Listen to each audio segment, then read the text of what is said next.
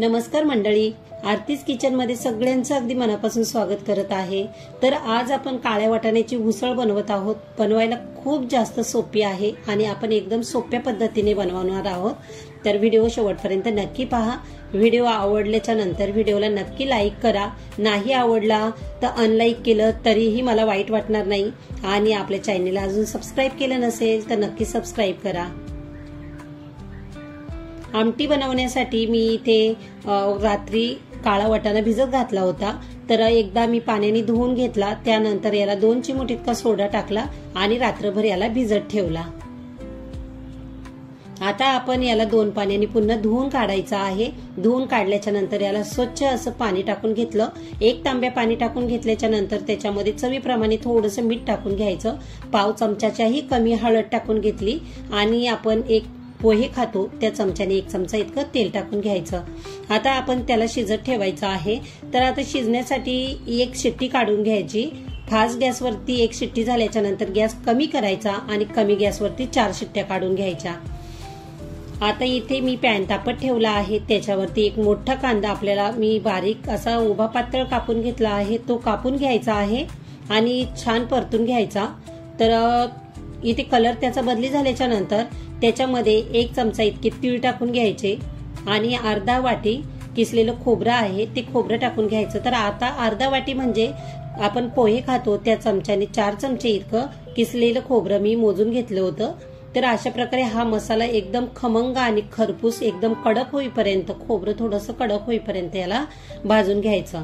तर आता मसाल्याचा कलर चेंज झालेला आहे। आता थंड होईपर्यंत थांबायचं। थंड झाल्याच्या नंतर मिक्सरच्या भांड्यामध्ये टाकायचं आणि छान असं याचं वाटण काढून घ्यायचं। तर आता याच्यामध्ये थोडंसं मी 9 ते 10 लसणाच्या पाकळ्या टाकलेल्या आहे। बारीक चिरलेली कोथिंबीर टाकून घ्यायची आणि पाणी टाकून छान असं याचं पातळ वाटण करून घ्यायचं। एकदम बारीक असं वाटून घ्यायचं आहे अशा प्रकारे। आणि तुम्ही पाहू शकता कोथिंबीर टाकल्यामुळे छान वाटणाचा कलर चेंज झालेला आहे। आता कुकरचा आपण वाफ काढून घ्यायचे। जर वाफ गेलेली नसेल तर थोडी शिट्टी वरती करून वाफ काढून घ्यायची, झाकण खोलून पाहायचं आणि इथे एकदम छान मऊसूत असा वाटाणा शिजला गेलेला पाहिजे। जसा आपल्याला पाहिजे आहे तसाच वाटाणा इथे शिजला गेलेला आहे।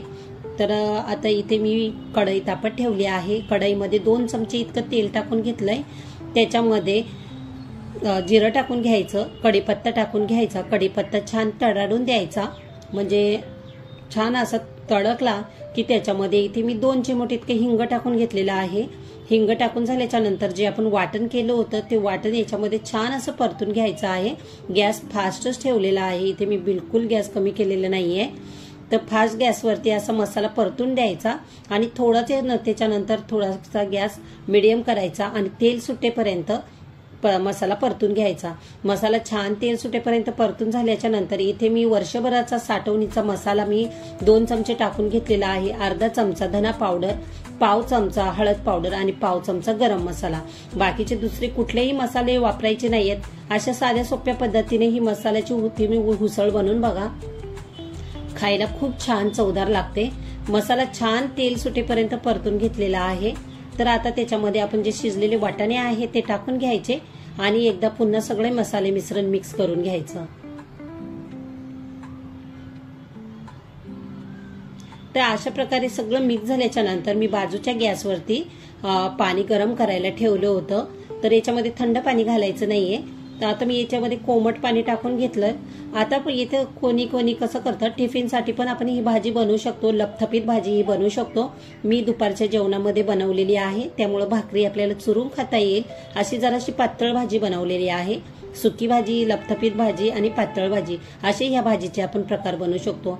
छान अशी भाजीला उकळी आलेली आहे। मीठ टाकलेलं होतं, एडिटिंग मध्ये मिठाचा चमचा आलेला नाहीये, तर मीठ नक्की टाका। आणि मस्त उकळी आल्याच्या नंतर कोथिंबीर टाकून घ्यायची आणि मस्त एकदम छान अशी आपली आमटी तयार झालेली आहे। खूप छान लागते।